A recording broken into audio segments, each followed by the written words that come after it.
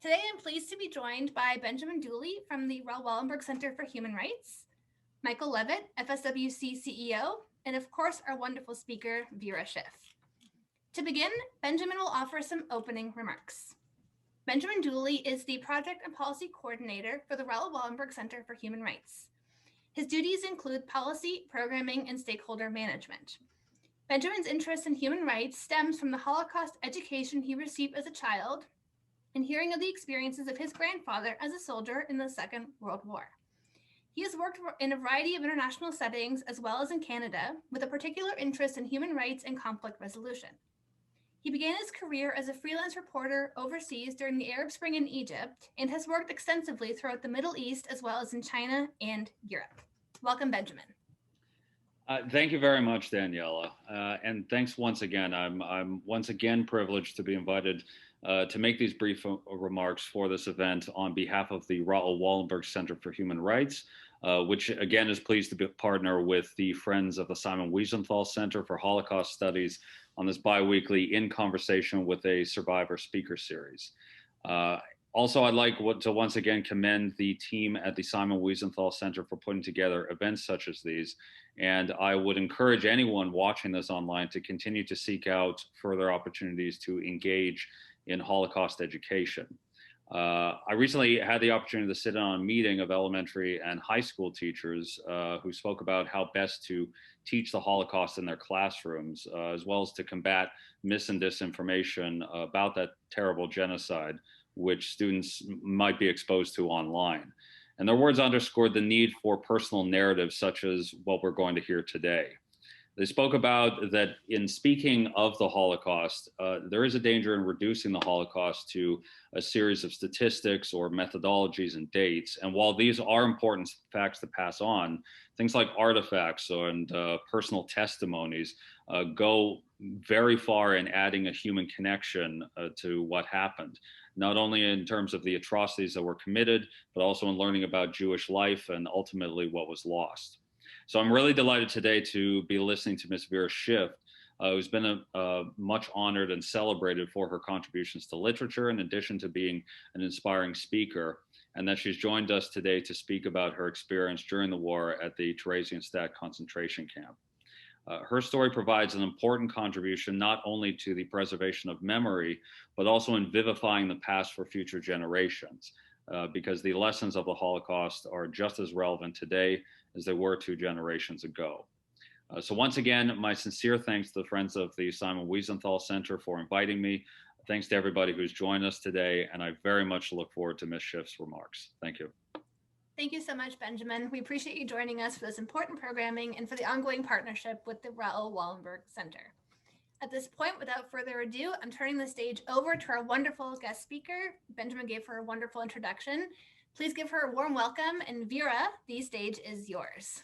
Well, thank you very much, and thank you for having me in this very important month in which we mark the 75 years after the liberation of the concentration camp, which exactly such enormous cost on Jewish life, not only on Jewish life, but we feel it very strongly because this is how we, as my family, has been annihilated and how the tragedy has perpetrated. So my reason to talk to you is that I would like you to understand that how important it is to teach the Holocaust, because we have got to be on guard.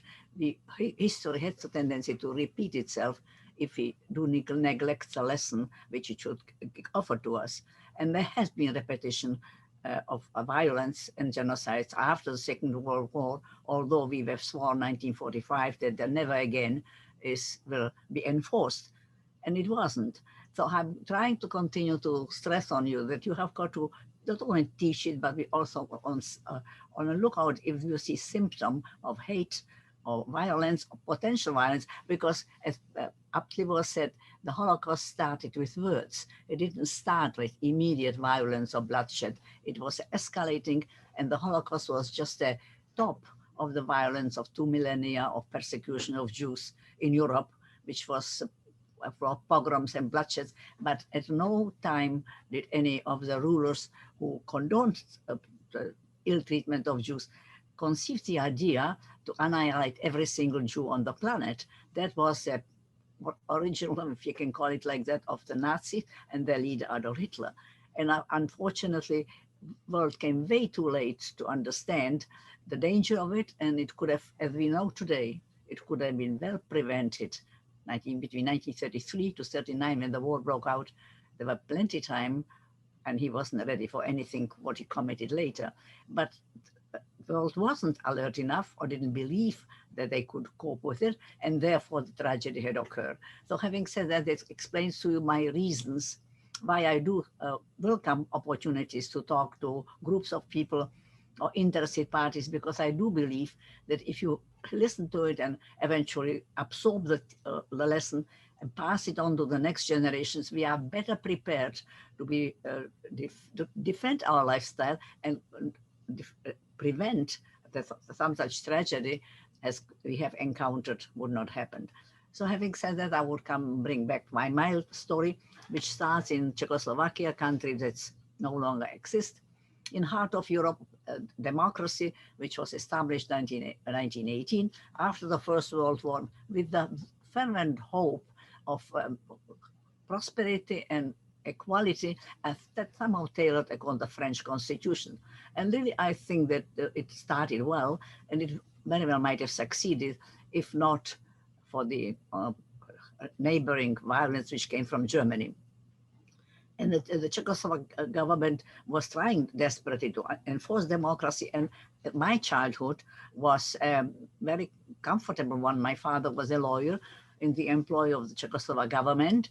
And we have had a large family of about 50 people, all living in Prague, all deliberately kind of in the same district. And we had as many other Jews there, quite a comfortable life. I do not say that there was not anti-Semitism. Anti-Semitism was a scourge which was perpetrated for millennia throughout Europe. But it's, in the first 20 years of the Czechoslovak government, people couldn't act upon it. They might have felt it, which was unfortunate, but there was no acts of violence or pogroms. These things were, we thought, matter of the past. Well, it wasn't really, as later was proven to us, it wasn't so much a matter of the past. So having said about my childhood, which was very comfortable, and I wished I had, maybe we have some pictures which Daniela might have somewhere in the screen. It was a very nice life till 1933, when in Germany, the Nazi party came to power.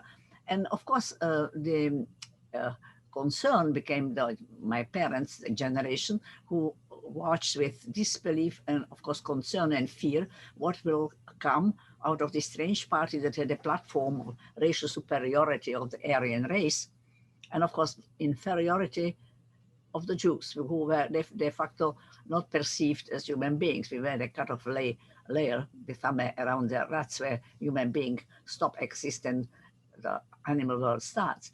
And that was, of course, initially disbelieved, and initially people thought that this party cannot come to power in a country that was known for high education. Germany, as you know, had a fantastic educational centers, no illiteracy, and there were, of course, problems after the First World War with inflation and unemployment, which exacerbated the anti-Semitism. But it wasn't really the fear that Germany could legalize or implement some worse than medieval laws against a minority, which was first not numerous. I want to know there was about 1% of Germany population were Jews. Maybe Jews after the liberation in the with the easing of the restrictions in the 19th century, had more opportunities to enter academic world and business world. So they were highly visible. I think we were highly visible in the German medical world, judicial, and world of print. So perhaps that was the visibility of some of Jews may perhaps cause exacerbating while the economy was under duress of reparation and setback of the consequences of the loss of the First World War. But then came that man who said that Germany didn't lose the war. Germany was stabbed in the back, and guess by who? By Jews.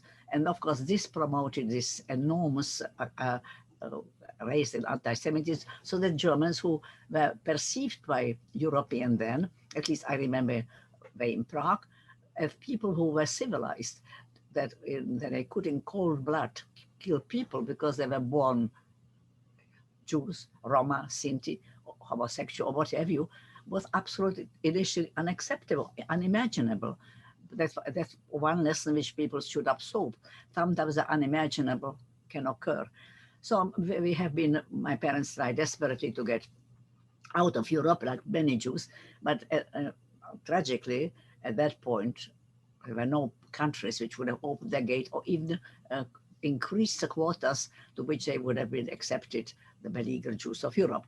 In 1938, there was a conference called by President Roosevelt in France, asking representatives to come up with some solution or suggestion what to do for the Jews. And I think there were 32 nations represented.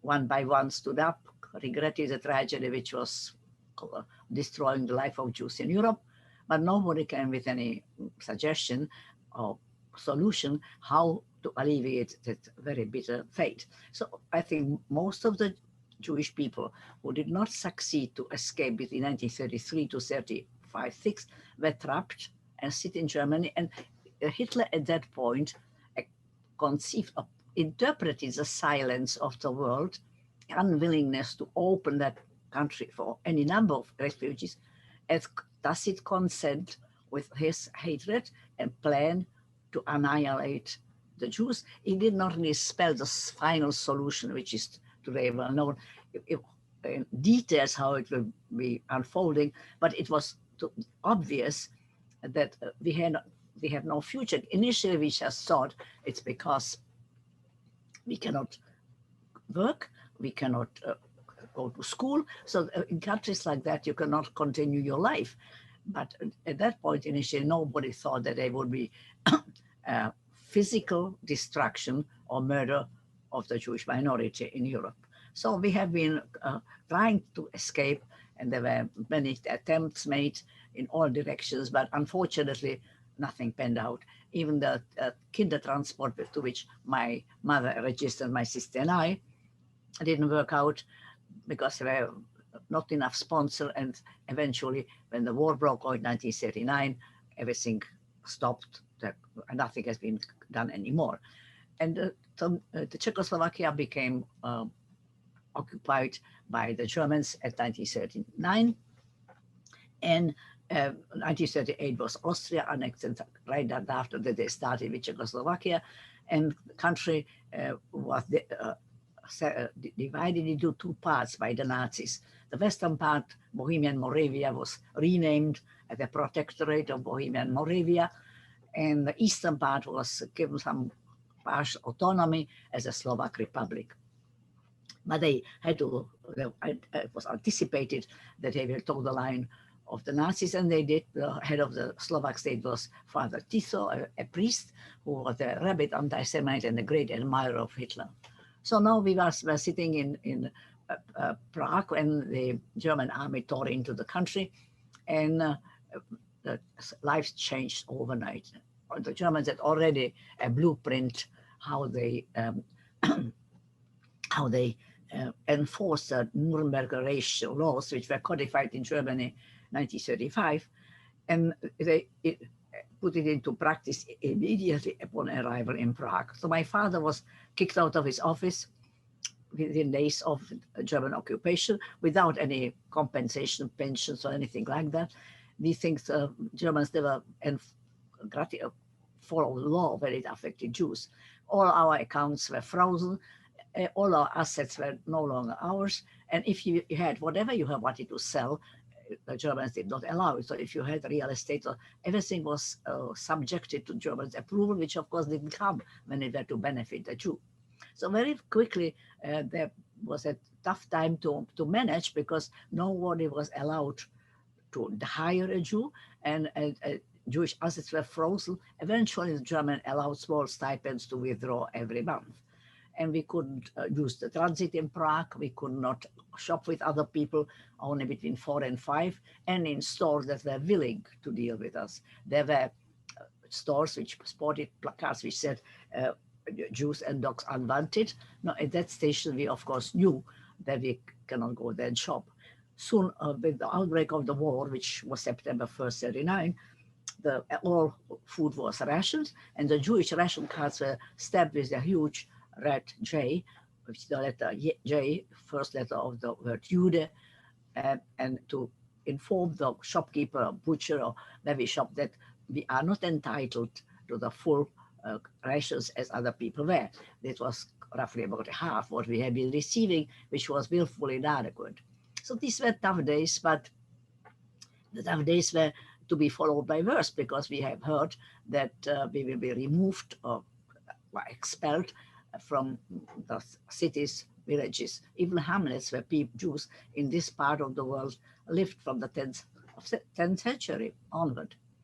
And mostly of the Jewish populations have perceived themselves as Czech or Jewish religion. We did not really think that we were a minority which didn't belong, because it was many, many centuries since we have lived there. We're part of the more or less successfully in the economic life. So it was a really a shock with which people couldn't cope, because there was no way how to leave the country, and there were no way how to continue in that life. So the world for us has closed. There was nowhere to go, and where we were unwanted, and we were about to experience much worse, which we initially didn't know. We didn't, for a long time, we didn't know that really what the Germans' plan is to kill every single one of us.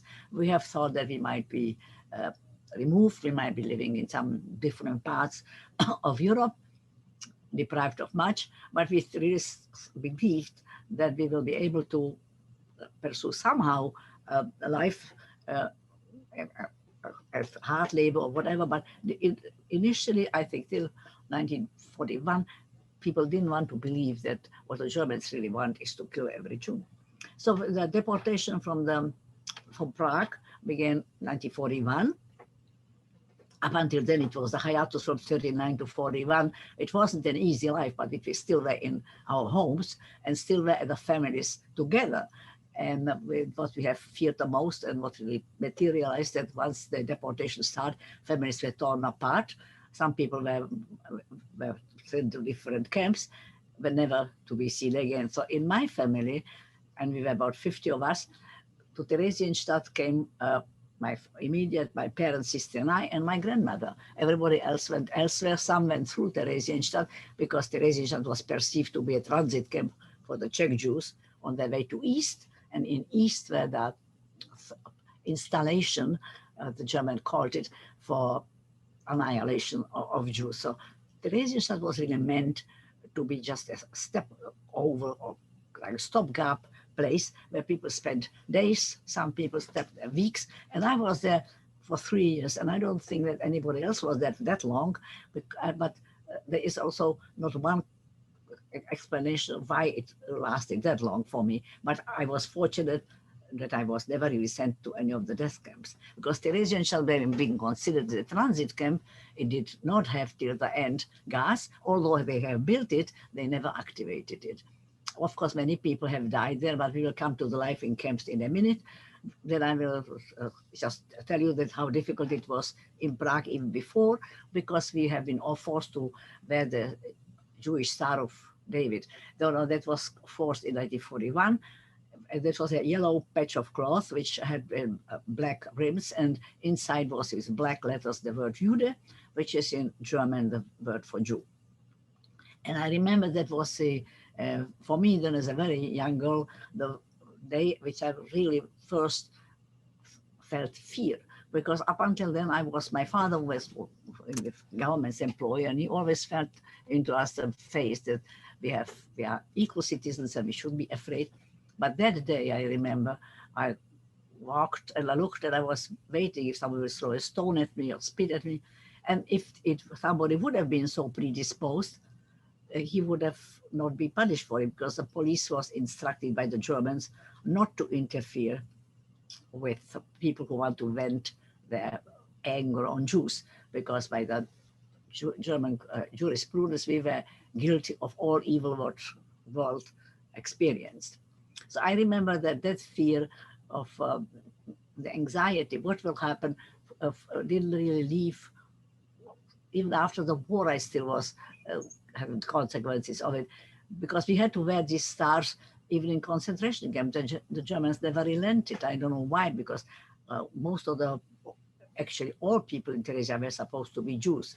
We had that some percentage of people who did not perceive themselves as Jews because they accepted baptismal, but they were by the Nuremberg racial laws, with which I cannot bore you right now, perceived and considered as Jews.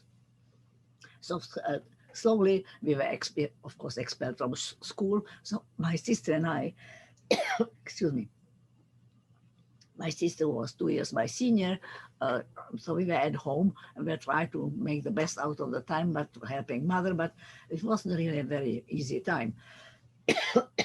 Sorry, excuse me.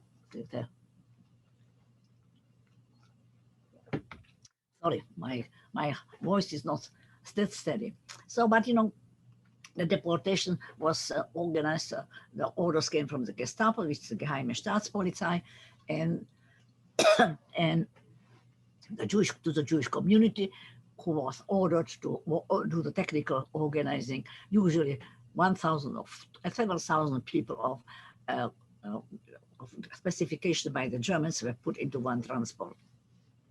So it was sometimes able-bodied men, sometimes it was the ordered families. One never knew with which group will be next. I'm sorry.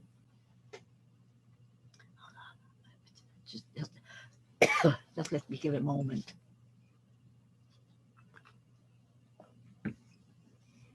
So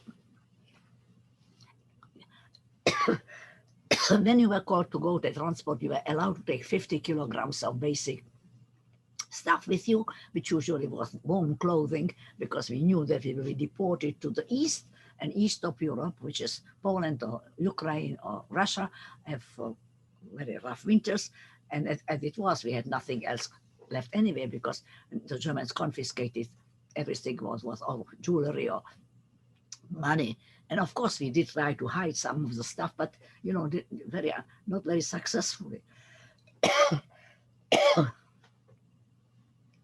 So our turn came in May 1942. At that point, most of the Gentiles have turned away from us because the Germans requested and demanded it. I don't know what is the matter today. But one friend of my father, pardon? Take your time, Vera. If you need to take a breath for a minute, take your time. Well, I don't know what it is.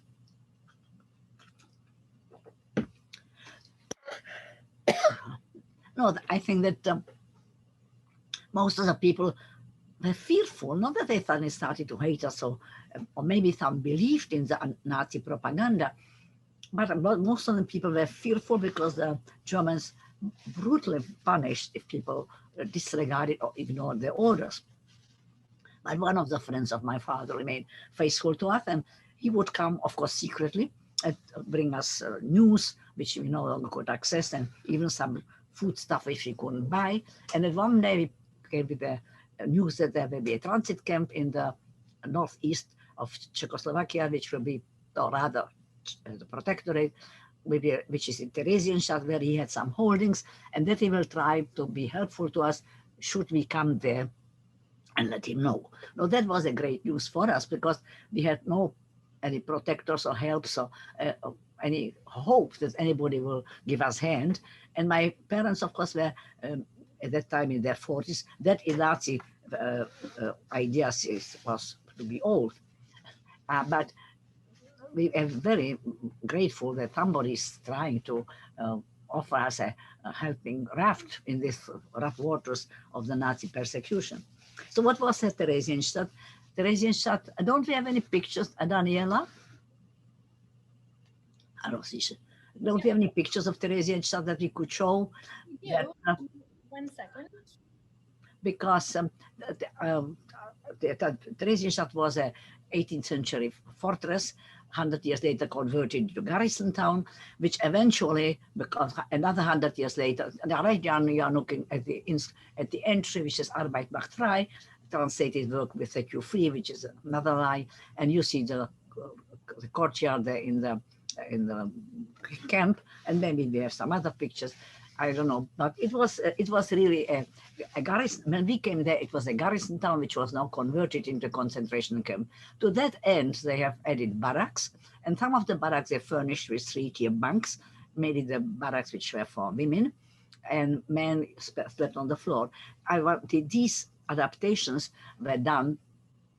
You see the 3-tier bunks, and up so see those walls where people slept on the floor. And these adaptations were done by the Jewish Aufbaukommando, which was sent from Prague. Two groups of young, able-bodied men adapted the garrison town into a concentration camp. It was very adapted because the place was small, surrounded with thick walls, as fortresses were in those days, and could shelter more than about 5,000 people. But the Germans at any one time put 50 to 60,000 Jews without any further concern. But they knew that periodically, as they will be able, they will send transport further to the east. It was, after all, a transit camp. But meanwhile, where people were there, they were supposed to be brought under roof because the climate couldn't allow people to be outside.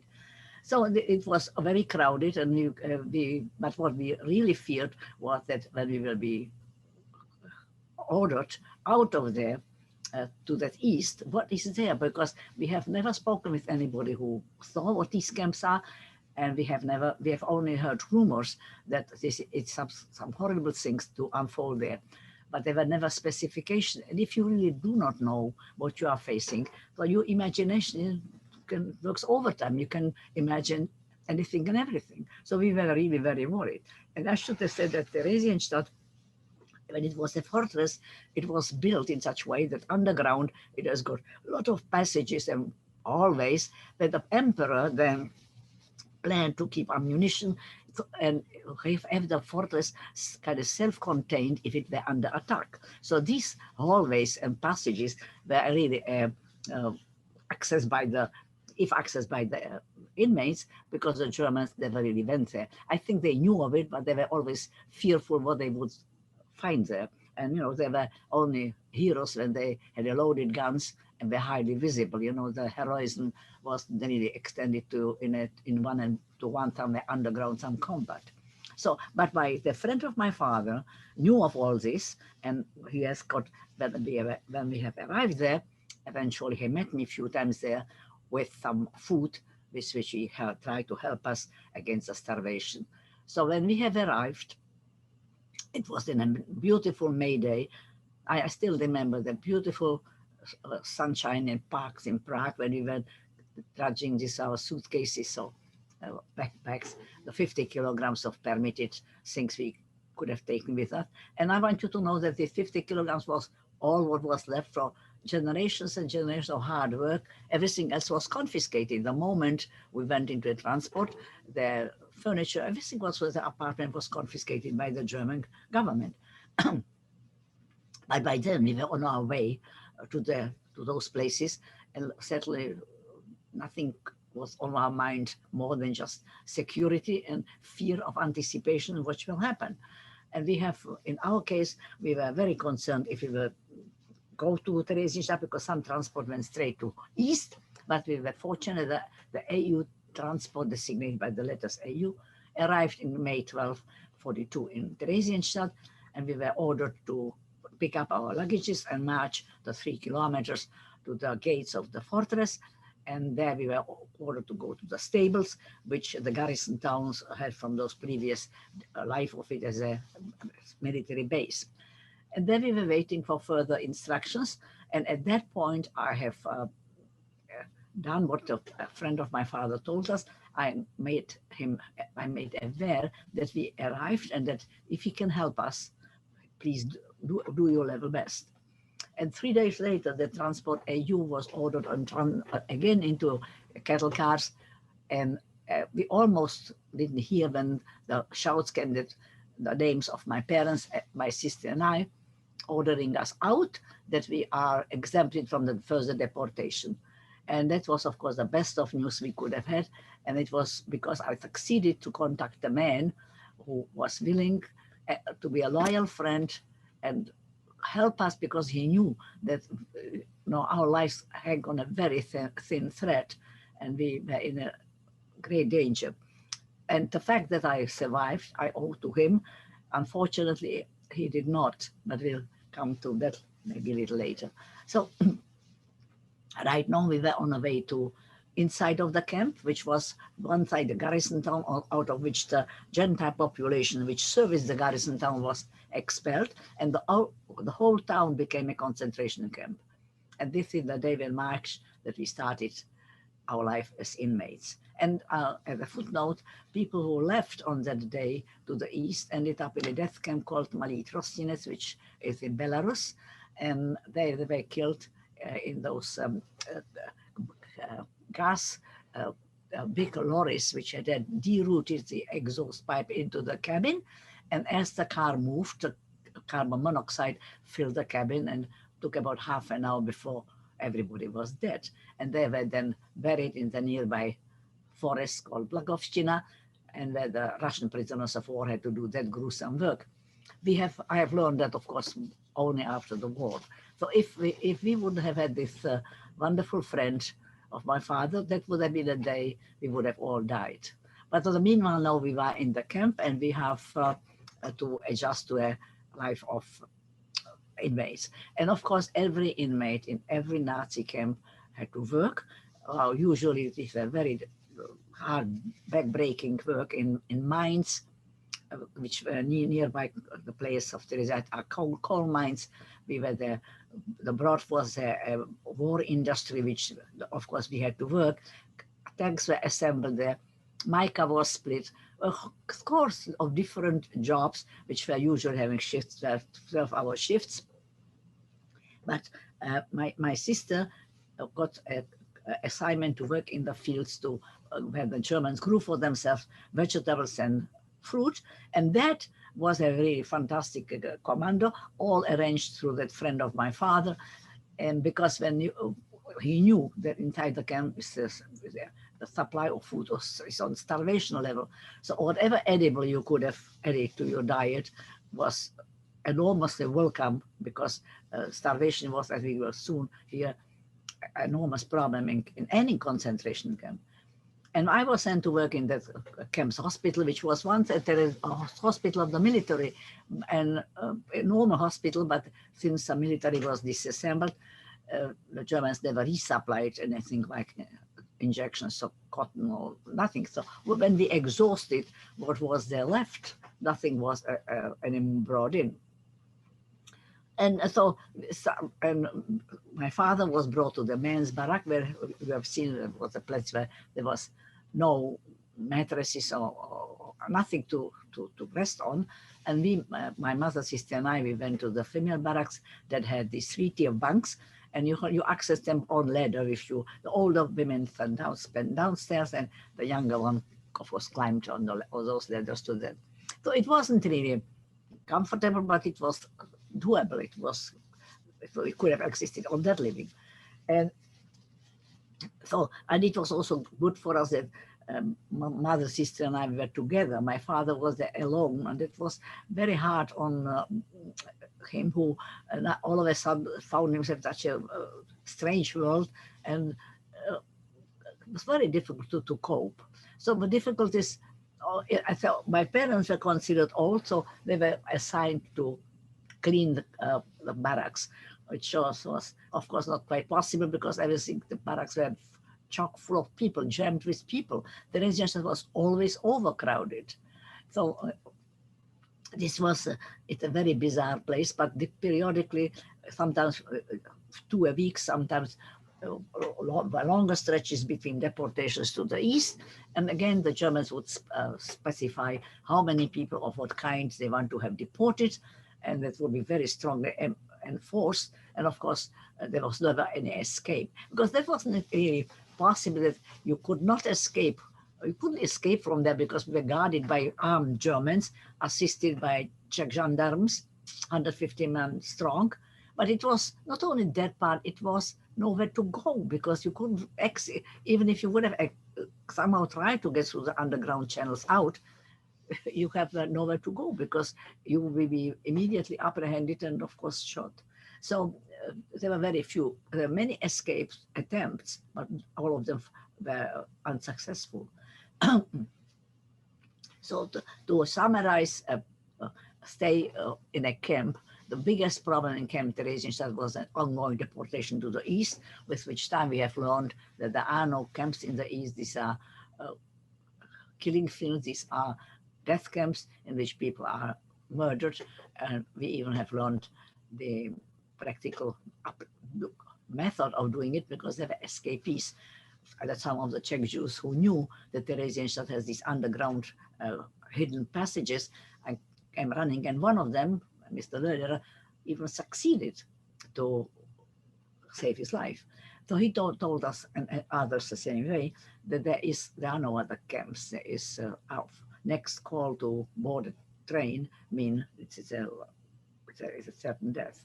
So that fear made your day in and day out existence very difficult because this transport were often organized within hours. So I didn't know when I went for my 12-hour shift to work if I will ever see my mother or sister again. And initially for weeks I didn't see my father at all because the barracks were locked. Eventually then the entire town became a camp.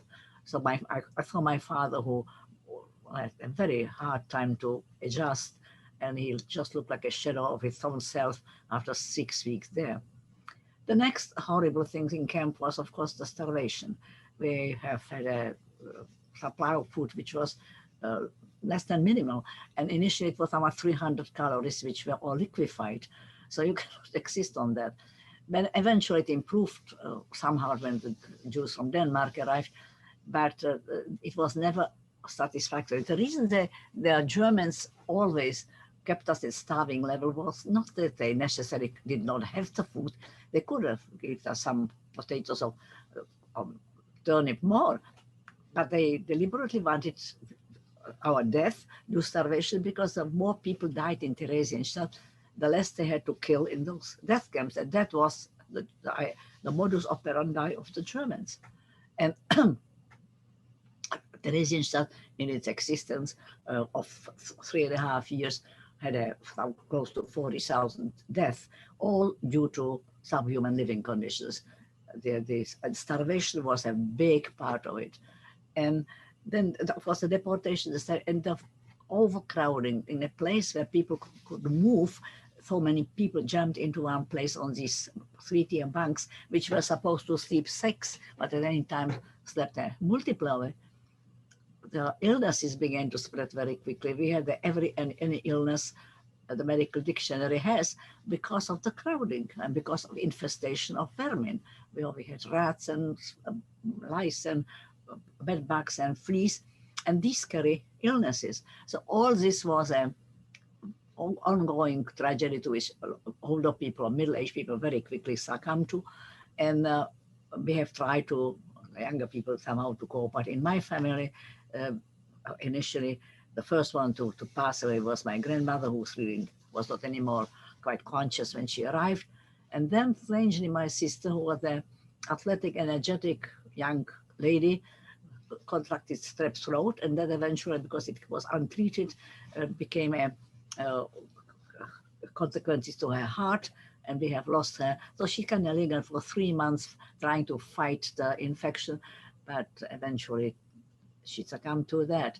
And that was, of course, an enormous blow to my parents, who went physically already run down, and to this emotion catastrophe was too much to absorb. So thereafter, my father died, and eventually my mother. So within a year or two, when we were there, I remained there alone. And perhaps I should ask you if you have any questions at this point before I reach the liberation. But I don't know how much we would, maybe there are some questions, no? I'm sure there will be questions. In the meantime, I have a question for you, Vera. Can you tell me a little bit about what it was like, your first impression at Theresienstadt, like the sights, the sounds? What do you remember from first arriving at the camp? Well, you know, when we first arrived into the camp proper, into it was all, I think at that point, I was always looking for the loophole of how to escape a disaster, because the place is, if you were to come today, Theresienstadt is still there, can go there today. It was a drab, ugly garrison town. At that point, it was neglected, of course, because of crowding. It was dirty. It was having a bad smell of too many human bodies, which were crowded into a place with inadequate hygiene. You could not take a shower or wash, because it was the faucets, when it was, nothing was adapted to these numbers of people. So it was the humanity at its worst, the dirt, the vermin, the crowd, and it all infused you with fear, because if that it gives you a premonition that worse days are to come. How long can you cope? And I was thinking of looking at my mother, how long can she cope with these under these conditions? You know, to get washed, to access water in a faucet, because this was a military barracks, you know, which had latrines and which had these big sinks. It was next to impossible for basic hygiene. So it was a very depressing and forwarding a place where you had a feeling that nothing, that you cannot take it for very long. If I was wrong, I took it for 3 years. But you know, when you looked at it or when you experienced it first, so you cannot live like that. But this, you know, nobody asked, and you know, the more of us died, the happier the Germans were. So you know, very simple mathematics. So I think if that somehow everything was drab and ugly, and you know, I visited Theresienstadt a few times after the war, even today. Or not, I was there today, but I was there 3 years ago, I think. It is a drab, ugly city with bad pavement. And, you know, there are never any birds or anything. There were always only these crowds there. It's even today a very depressing place. Although the main square has been adapted and grass has been planted and it has been attempts to make it a little civilized. But even today, when I got there, you know, it filled me with anxiety, fear, and this uneasy feeling that bad things are going to happen. And I think maybe it's because I was there a prisoner, I don't know. But that fear of catastrophe to come is still very much with me when I get to this part of the world. I'm sure, I can imagine. So one question someone just asked is how your father's friend was able to help you all without being arrested and discovered by the Nazis. No, that all was very secretive, because if he knew the Theresienstadt, because he knew the geography, so he would come through these underground passages that eventually he unfortunately was caught and put on a trial, and he was charged as helping to Jews, which is under the German jurisdiction then a felony. And he was found guilty and he was executed. So a man, a Gentile, who was a friend, who could have really washed his hands off and say, oh, I don't treasure Jews. He really tried to help, and he did help, because if not for him, we would have ended up in this Belarus death camp in May and 42, and maybe all dead. Unfortunately, everybody else did die, but he tried his best. He even brought a few packages of food eventually, occasionally, to these underground passages before he was not arraigned, as long as he was free. So there was a man who really deserved the heroic title friend, loyal to the moment last, disregarding the danger and trying to help his friend from days bygone.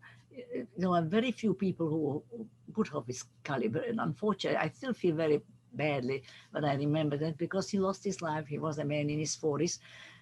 You know, we could have continued to live another 30, 40 years if he would have turned his back on us, but he had that human quality to understand what a friend in need stands for. So unfortunately, I couldn't, I never, and I wanted to tell him thank you. I couldn't, because when I came back and recovered in hospitals, I learned his fate, and he didn't live past through the war. The only thing I could have done in his memory is to have him enrolled in that group of Righteous Among Nations, which is a group of people of the government of Israel has got this exempted from heroes who are trying to save, who help Jews in those horrible years, and they call them righteous among nations. And there's the avenue for them in Jerusalem, and there are trees planted in their honor, and there are very few. I mean, few thousands, if you consider the millions in Europe, so they're very few. But these were people who really were exceptionally brave, loyal, and had deserved this honor title. So Mr. Blehad, the man who saved my life and allowed my parents to die there, is one of this righteous among nations. It's an amazing story. I understand that you also met your husband at Theresienstadt. Yeah, well, he was a late arrival in Theresienstadt. He was in Prague. When transport, when we have left for transport, you left behind an apartment. So the Germans sealed everything, and eventually came a commando, which was again called from young Jews, and they emptied the content of the apartment into warehouses. When were the warehouses? It was the synagogues of yesterday, which are of course unused under the Germans. And my husband was just a young graduate from a pharmaceutical faculty as a pharmacist. So he became responsible for a synagogue which stored drugs. Because in every medical clinic or every household, there were a few medications which people had on hand, some had conditions which they needed it. And everything was brought to this place. So these drugs were there left, and everything which wasn't in original packaging was to be discarded because the Germans suspected that the Jews could harm them somehow, I don't know what. But this is what he did, and therefore he was a late arrival because he arrived with those who came only after all the Jewish assets were plundered and were kept in at a benefit which to Germans, who brought these things eventually to the Winterhilfe, which they had in Germany for dividing to the civilian population clothing and drugs or whatever they were needed. So this is why he came late. So any other questions? Yes, one more came through. One of our viewers would like to know, all the years that you spent in Theresienstadt, were you ever treated with some sort of kindness by any of your captors? By the people who were guarding us? Yeah. No, you see, the Germans were very rarely coming into the camp proper. They were, I don't know why, if they came, it was always bad news, you know. The commandant was a trigger-happy man who shot people at the spurt of a moment. So it was a great anxiety not to get close to them. And the Czech gendarmes, they were not armed, they had just cudgels. So, but a lot of people, they were, of course, under order not to fraternize with Jews. Some of them did, because there a lot of us, and us inclusively, stitched into the shoulder pads or cuffs of the pads, if we had a bracelet or ring, which we have hoped to convert into some kind of a food in the place where we come to, where we will start a new life. So what we have brought in, we all took out of these hiding places when my sister was sick and tried to convert it into drugs. But you know, how did you do that? The doctor said there were many doctors in Theresienstadt, but they couldn't help you because they had nothing to work with. So they would say she would need some cardiac support because her heart was getting weak. So if they give you the name, but the gendarme said, yeah, if you give me the bracelet, I bring it to you. Next day he did or did not. You have no way to complain. And if you were, you would be shot because that was illegal. You are not supposed to have any hidden rings or bracelets. So it was a very crazy life, and it was next to impossible to manage. That's why 93% of all Jews from the Protectorate of Bohemia may have perished. When we have returned, when the Russians liberated this part of the world, 1945, there were virtually no survivors. Not that we were such a numerous minority to start out with. We were barely 200,000, but after the war, we were a few hundred people, and because everybody died. So this was due to these terrible conditions. Of course, in the east, as the transport arrived, they were gassed, so they were murdered. But in Theresienstadt per se, thousands died to these horrible living conditions and to the diseases which we contracted there. Even after the war, the liberating army and the medical corps which came to our assistance, because the Russians quickly realized when they saw the conditions there that they have a terrible problem, because if the illnesses were to spread into the countryside, which was just around the corner, people would die by the thousands. So they quarantined the place and dispatched in medical corps by Russian doctors and nurses, and eventually from Prague came Czech doctors and nurses. And these people also contracted these illnesses because, you know, even though they were coming, they were in better physical condition. That's, as we know, pandemic or endemic contagious diseases spread. So it's fair to say that after the war, when the end was already with us, thousands have died, and not only of the weakened and malnourished and rundown inmates, but even those who came to our help. Hundreds of them perished because there were conditions with which the body couldn't cope. So that it was a very tragic time of human history. And the reason I'm coming to talk about it or answering your questions is that I would like you to know that you should be on guard for what we have, protect the freedom and civilized life we have, not to take it for granted, because we always have the tendency to think that, well, I think things are good right now, not subtracting the COVID, but you know, generally spoken.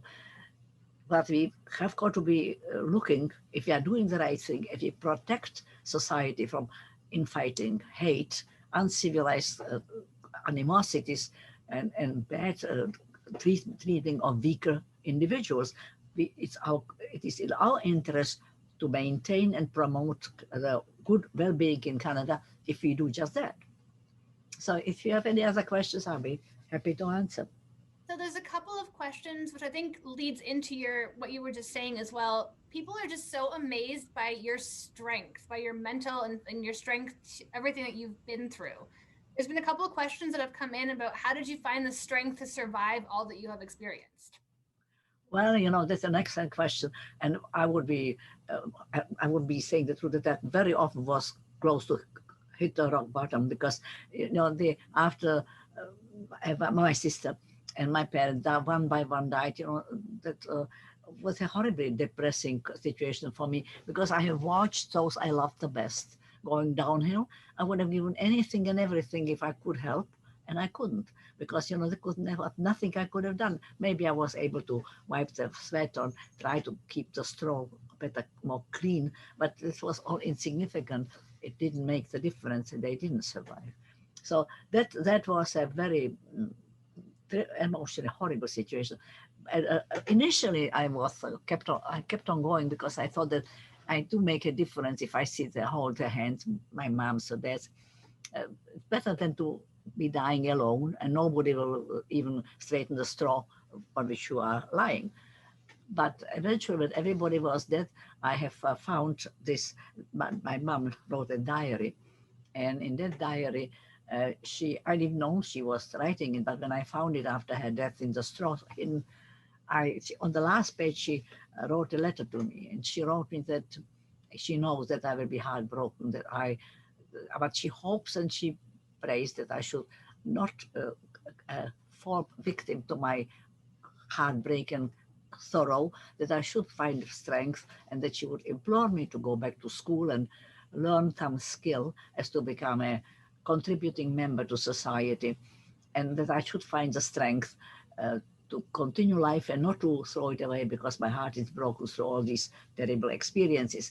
And every time I have been close to giving up, I just to look at this little diary, and every time I read it, and I know it by heart, but I always go back to it to read it, and it gives me a new sense of duty, commitment, and I always felt that if the whole world and everything what she hoped for to achieve in life fell apart, I will not be the last part to betray her hopes that I somehow can manage. So, you know, it's interesting that how much such a little, and you thought, I think you have that diary in the office, in you translated and I published it, how much such a little, few words written in that little diary, how much power it had over me, even today.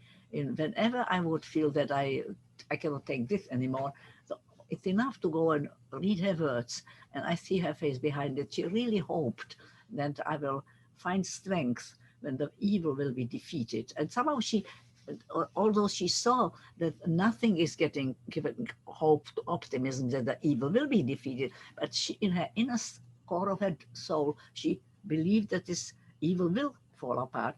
And she had that plea to me what I should do, and she spelled it clearly out for me, and had an enormous power for me, that when I really felt that I cannot continue anymore, so that look of this little diary made all the difference. So this is where I found the strength. You may find it perhaps difficult to understand, because I'm glad that nobody lives through such situations, but sometimes this type of legacy, or sometimes this last word of people you love, can guide you through very dark days through which you may otherwise not see the light at the end of the tunnel. So that was where I found the strength. Somebody asked that question. Some other question? Thank you so much. I mean, that was a great answer. And I think for myself included and people on this call today, I think your words are going to become our things that we remember and that we take with us. So I think it's a really great way to also honor your mother's memory by telling your story to the rest of us as well. Can you speak a little bit about liberation? Yeah, the liberation, that was a fantastic day. At the end of the war, the death marches, people who were from the concentration camps, who the Germans didn't succeed to kill, but they were put on those frozen roads of Europe, order to march to Theresienstadt. We call them death marches because you will not believe it how they all looked alike.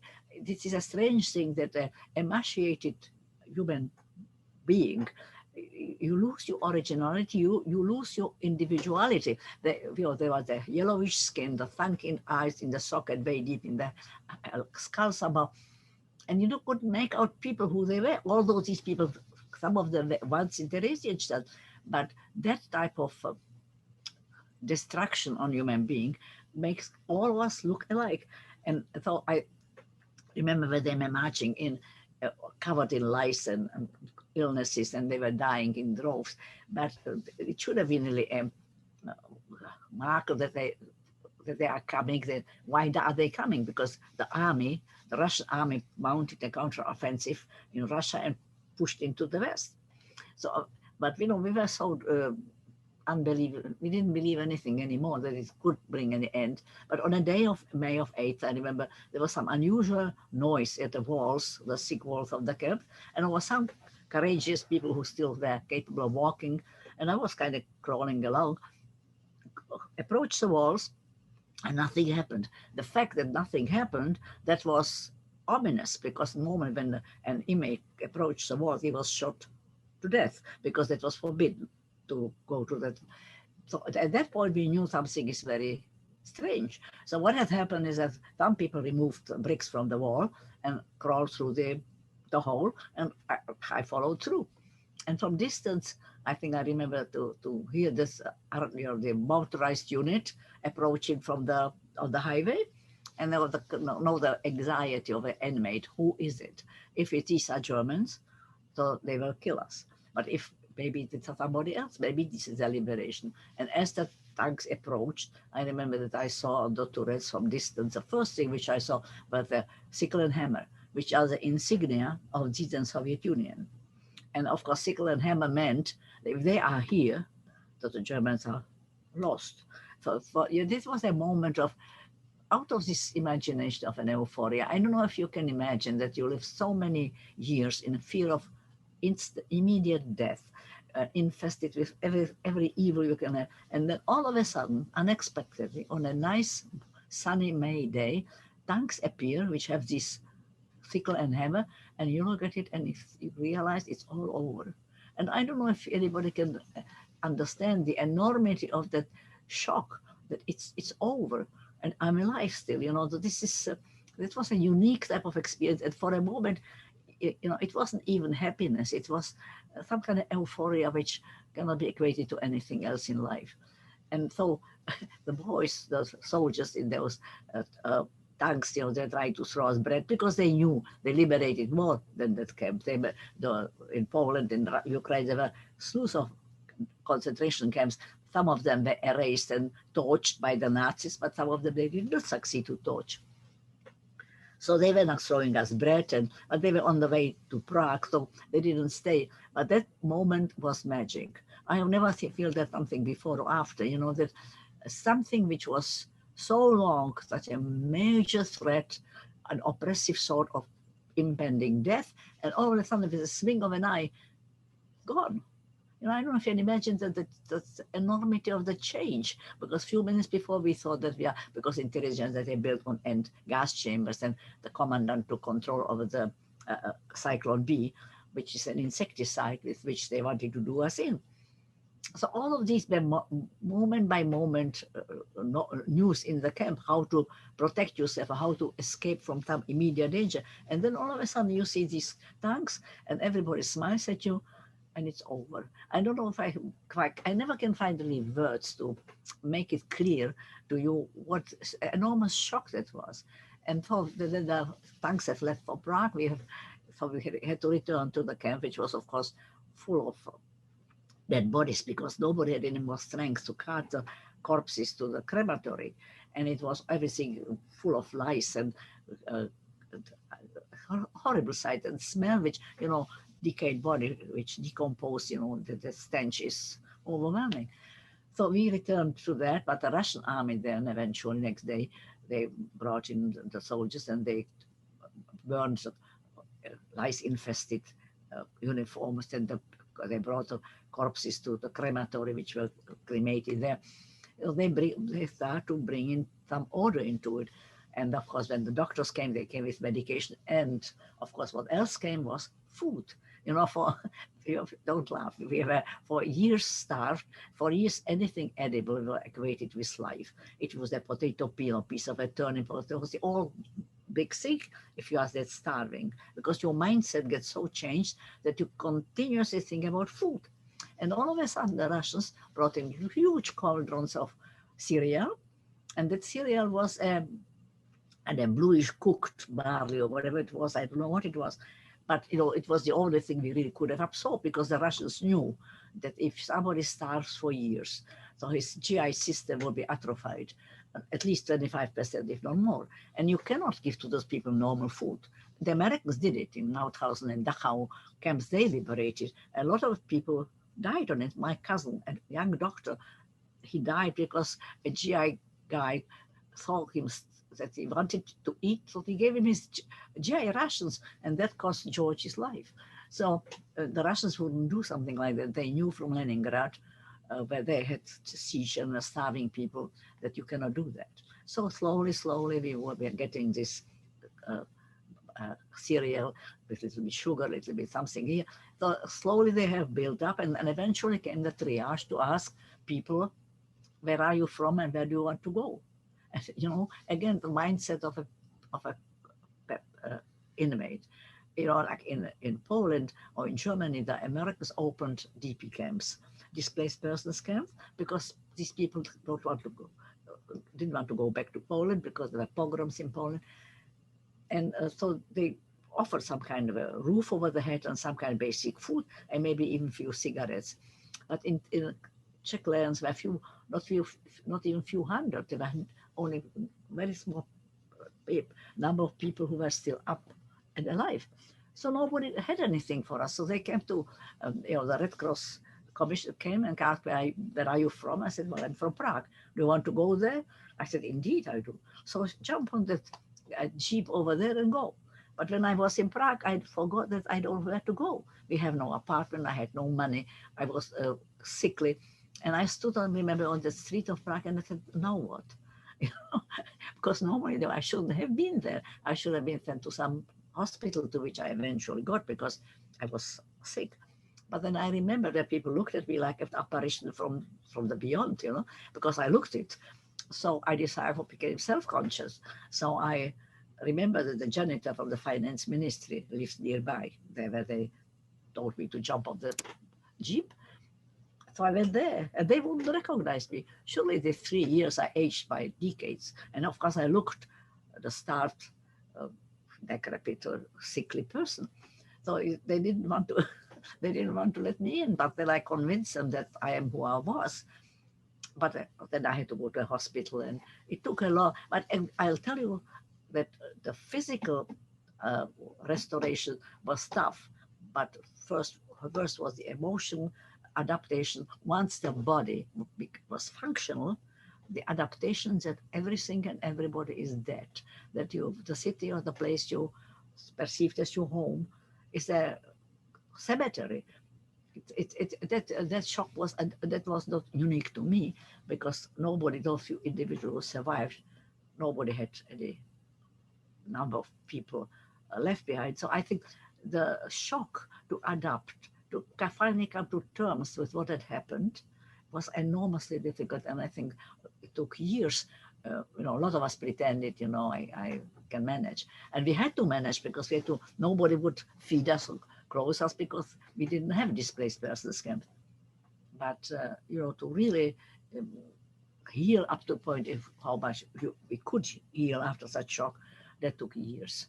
So, it was, and I think, I don't know if you have more questions, and I don't know if we have more time, but I mean, you can talk hours about adaptations and consequences which you suffer through something like that. And the reason why I'm talking to people is to prevent, the young generation should learn to prevent evil, prejudices, biases, disrespect, intolerance. Sometimes I watch conversations. I think we have forgotten the art of civilized conversation. We shout, we howl, insult at each other. We cannot defend our political, religious, national, or whatever we are defending in a civilized way. And with bad words which exaggerate and extend, can come worse. We have to learn to return to civilized exchange of ideas to prevent violence. So sometimes I think when I see people debating that they cannot really remain, that they are really offensive to each other, so I think this is a bad sign. So, there is a lot to learn from the Holocaust. And I hope that your young generation, Daniela, and the others will carry this message and will make use of that, what we did not know how to prevent, when we failed to stop it even after the war, because there were the genocides even after the war, as you know. So, but the message is there. If we do not want to destroy ourselves completely, we ought to return to civilized, respectful behavior to one another, and not to take the privileges of freedom for granted. Not to think that we have a good in Canada. Yeah, Canada, but not the whole world is Canada. We have got to learn how to defend it and how to help to those who are worse off. And we have to also concentrate on real issues, not on somebody with a different color or religion or political view than I do. You have to concentrate on the fact that even a cyberspace of artificial intelligence, there are so many things we have to think about to promote future existence of the planet. I don't know why people would want to be concerned with if my shade of my complexion is not as white as somebody else's, or if my religion is different from somebody else's, because this is a detrimental negativity in life to point out differences. And I think that we have got larger issues at stake with all these challenges which we have with the carbon imprint, and as I said, many others which we should really look into. So I think this is for the new generation to carry the ban on and stress it, and day in, day out, cultivate the necessity of civilized interchange between people to prevent further conflict. Because I'm telling you, the Holocaust started with ugly words and insults, and exaggerated and accelerated from then on. And you have got to be mindful of that. So if we want to know something more, I will be happy to answer. I think that's actually a really great message to leave all of our viewers with. I couldn't have said it better myself. Vera, I've heard you speak countless times, and I think I learned something new every single time from you. And I'm continuously inspired by your strength, your resilience, and your messages. And I know everyone else feels the same way as well. I know our CEO, Michael Levitt, wants to say a few words. He's also heard you speak before, but I know he's also just as inspired as I am. So I'm going to turn it over to Michael just to say a couple of words. Okay, thank you. Hi, Vera. Thank you so much. You know what? I have heard you before, but your strength of spirit, the hope, the determination, in the way that you share your testimony really is. It's a lesson for all of us. And I want to mention this is Jewish Heritage Month, Canadian Jewish Heritage Month, the month of May.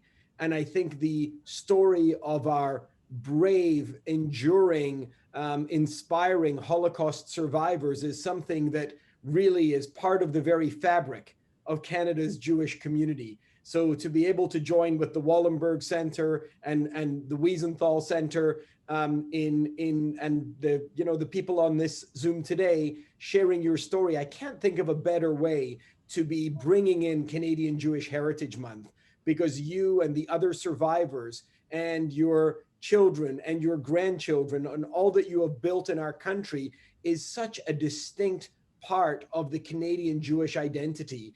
And yes, you're absolutely right. It's the lessons that you shared with us this afternoon that apply not just for us as Jews, but for Canadians and people the world over, of how to not take for granted the freedom and the democracy and the lives that we have. And you're right, as a Jewish community, yes, we have challenges, but we've also achieved so much in Canada. We have such a rich history to look back on in Canada, and so much of that is the hard work and quite honestly, the suffering that many like you endured, but you came here and you worked and you built and you shared, your experiences, and you continue to do that. And I think for that, especially on this month of May, Canadian Jewish Heritage Month, we just say thank you.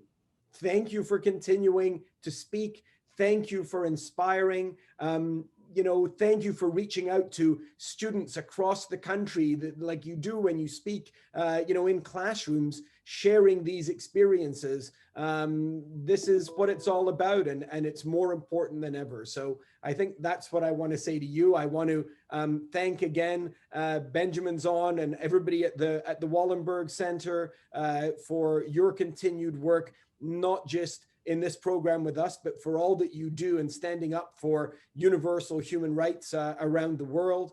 To the education team at Wiesenthal, Daniela, Jordan, Melissa, and Elena, and everybody at Wiesenthal. And then, of course, last but not least, as I say, every 2 weeks, the joy of seeing so many people coming back, not just the same names, sometimes faces, but names, but the new people that we're having tune in from across Canada and often around the world for this important series. And so for so many of the programs that we continue to do at Wiesenthal, again, we live in a time when these lessons, the lessons that Vera's just shared with us, mean more than ever. So thank you for taking the time out of your Wednesday afternoon to hear such an important story and such an important voice in the Canadian fabric. To all of you, thank you very much.